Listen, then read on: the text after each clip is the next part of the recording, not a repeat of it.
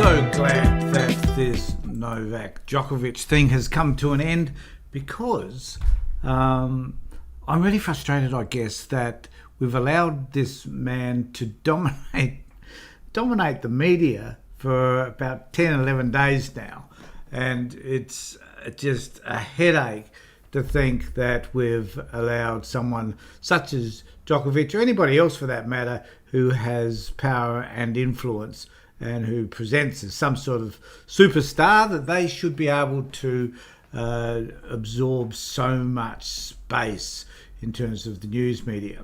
I guess we need to look at two things here. Number one is that the government stuffed it up, and that Tennis Australia stuffed it up, and that Djokovic in the middle stuffed it up probably more than anybody else, simply because he had decided that he wouldn't be vaccinated. Now, when we look at the total situation, we have to ask ourselves how different it would have been had Djokovic not been an anti-vaxxer. Would that have meant that this would have been cleared up in no time flat?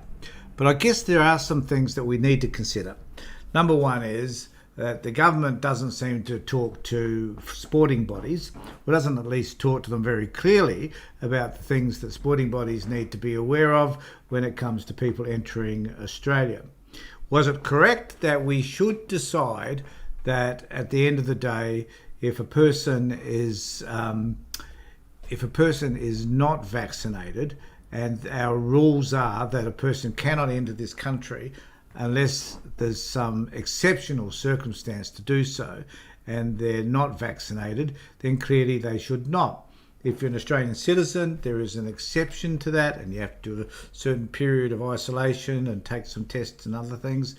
But really, if you're an overseas visitor and you're unvaccinated, I guess you're just not welcome into this country. And that's just the way it is.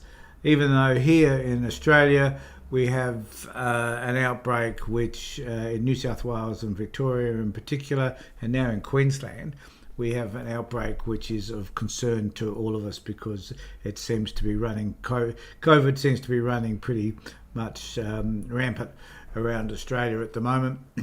I myself have chosen that perhaps it's the best thing to do is simply to stay at home and to go out as little as possible, because I don't plan to get ill. I've got a couple of sons who have had COVID, and it's not a pleasant thing to have. So I'm not going to go out there and get it. But are we protecting ourselves from COVID by having one person such as Novak come into Australia? Well, I guess the point is, at the end of the day, that we have a set of rules. And does someone, because they're high profile, does that mean then they can be an exception to that rule simply because of who they are? No, it doesn't. Does it mean that we, as a society, can object to the fact that they were given an exemption based on who they were? And should we object to that? Well, of course, we should object to that, and we have. And as a result of that, Novak has now been kicked out of the country after a concerted effort. One has to admit, it was a concerted effort for him to stay. He first went and challenged the initial decision, that is the process that brought this all about, and then he challenged the minister's decision to have him deported. And he won the first one, but he lost the second one. I must confess, I wasted a good half a day watching that court process, and I knew from the way the issue was being presented by his lawyer, who I didn't think was very good, incidentally, I knew that he wasn't going to win, because the Crown's lawyer seemed to have all the facts and the figures, and he was a little bit more on the ball, I thought, than what Novak's lawyer was trying to argue and piss into the wind, and it just didn't, in the end of the day, seem to work out. But there's a fair bit of conversation around all this, and this is the last time I will ever talk about this particular issue, because there's many other issues that need to be talked about, but particularly this one in the conversation. Now, I found this quite interesting because this actually talks about the way other people are viewing this, and I've always found the conversation a sort of it's probably a little bit more progressive than, well, it is quite progressive as opposed to other media outlets, and but often gives a very rational and coherent view around what's happening. So in here they talk about many sports. So it is why Novak Djokovic lost his fight to stay in Australia and why it sets a concerning precedent. I think this is an interesting issue to look at. So why is it that does it set a precedent to start with, and what is that precedent? And they discuss this in this article, which is worth considering. Many more sports stars are rightly or wrongly held up as a role model. In the case of Novak Djokovic, we have a set of powerful factors at play, and that is true. I mean, on one side is a tennis superstar who is unvaccinated and has raised concerns about receiving the vaccinations.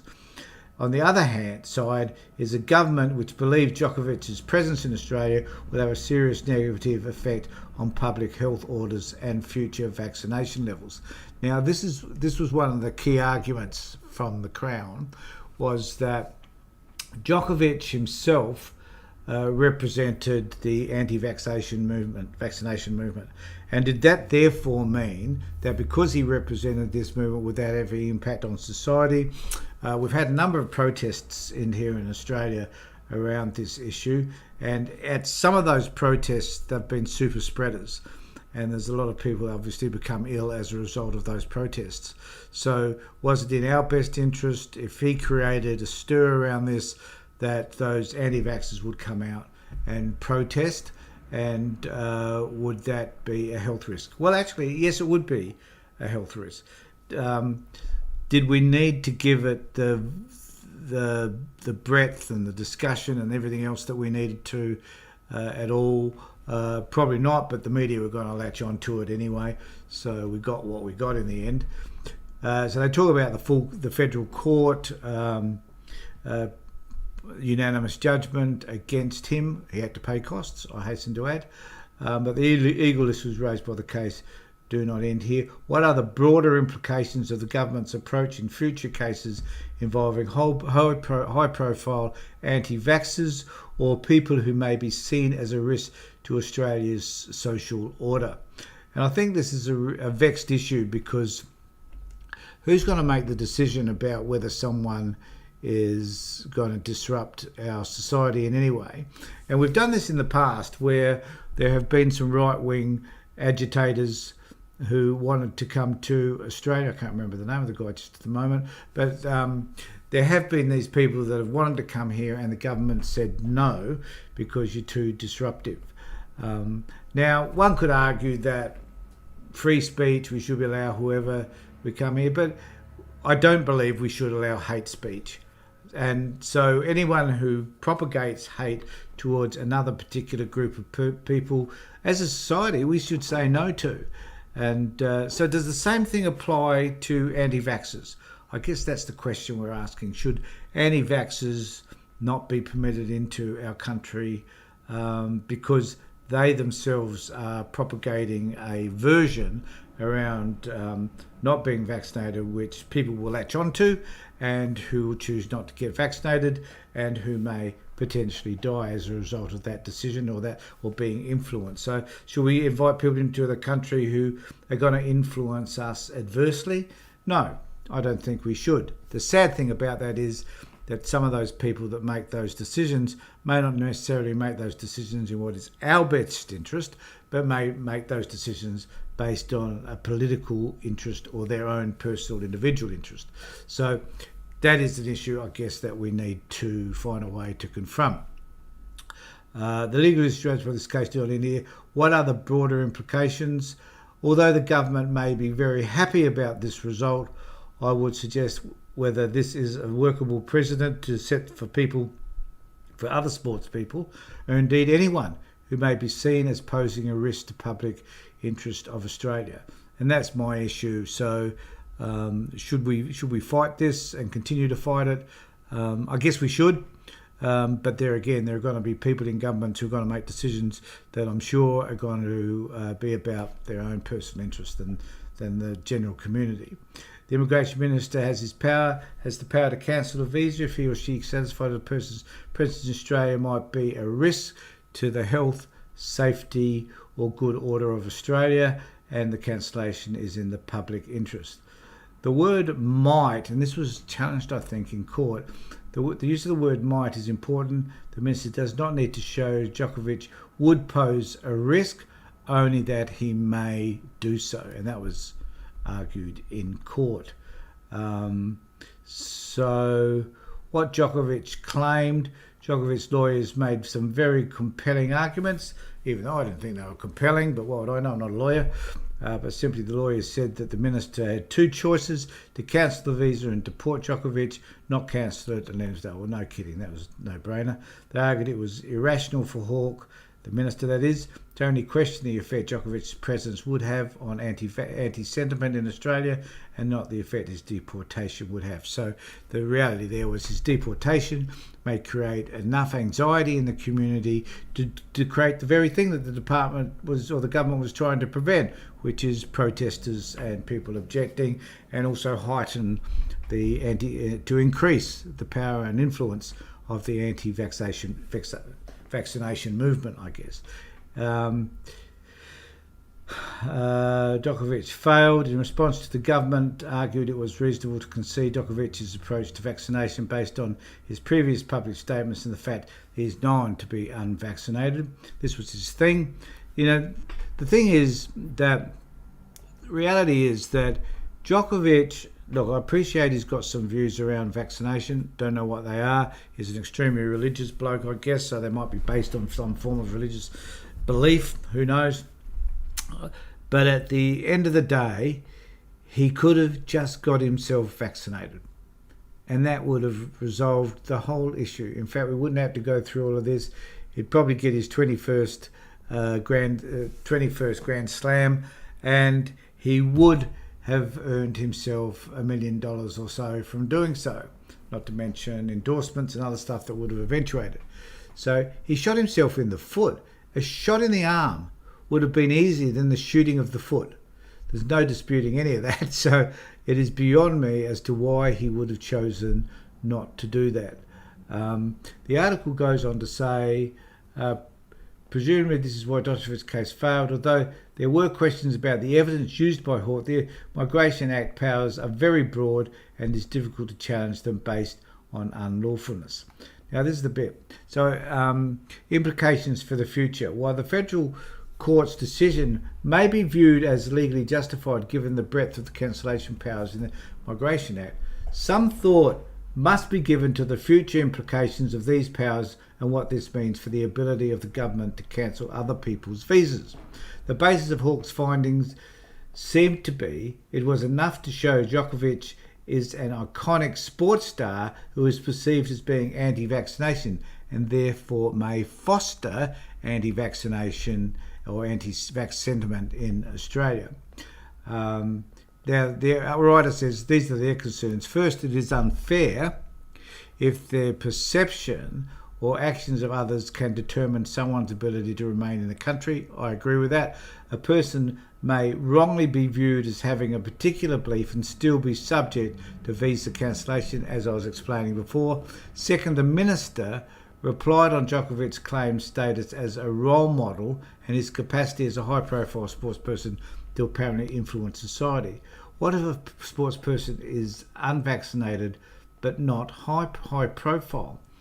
What if a person who is vaccinated and can get into Australia and have some views about that is anti-Semitic, is racist, is whatever, and they start espousing those views in the community and they get in just because they're vaccinated? I guess we need to know a lot about these people before they enter into this country. Lastly, the idea a person can have their visa cancelled because their views might affect the health, safety or good order of the Australian community raises issues for freedom of expression. I agree with that too. A wide cancellation power allows the government to stop international visitors who may have an important message to tell Australians. That would pose significant concerns for political debate in Australia. I don't disagree with any of that. And there's some other articles I have here which I won't bother going through today, but which talk about the way the Australian community may respond to this. My prediction is that we'll get over it really quickly.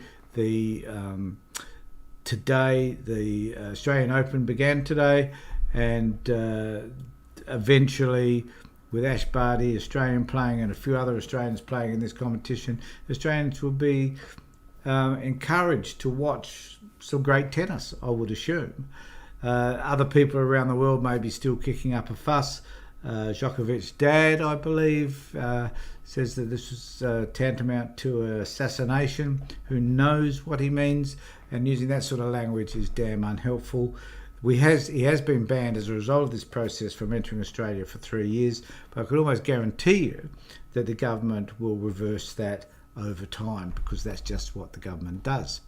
Now, if you're interested in hearing more about some of the things that I might be talking about on the Tony Tompkins Show and on this particular channel, please subscribe and ring the bell.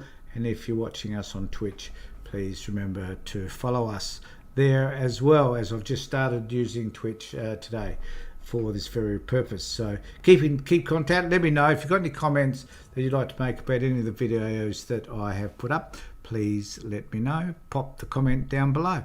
Thanks everybody. Catch you. And above everything else, be safe.